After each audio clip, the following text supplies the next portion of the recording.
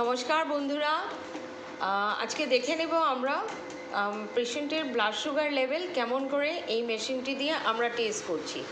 তো blood sugar level এই মেশিনটিতে test করার আগে আমরা পেশেন্টের স্যাম্পলটা ইনকিউবেট করব, যেটাকে এই মেশিনটাতে আমরা পেশেন্টের স্যাম্পল রাখছি আর এই মেশিনটিতে থাকবে 15 মিনিট। তারপরে আমরা এই স্যাম্পলটা এনে মেশিনটিতে টেস্ট করব।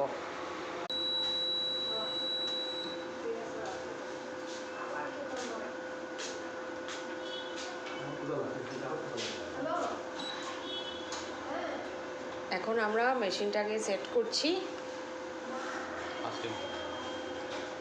এটা হলো, এখন আমরা ফাস্টিং করব। এটা হলো পেশেন্টের স্যাম্পল।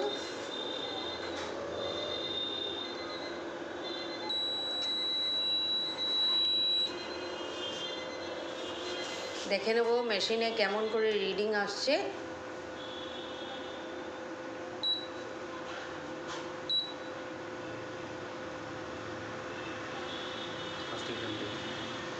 এটা আসলো 191। এই ভ্যালুটা যদি আমরা দেখি পেশেন্টের সাথে সরাসরি, তাহলে বলা যাবে যে পেশেন্টটি ডায়াবেটিক। এখন আমরা পিপিবিএস রান করছি।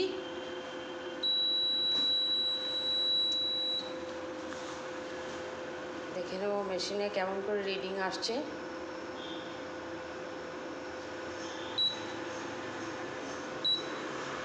টু 182।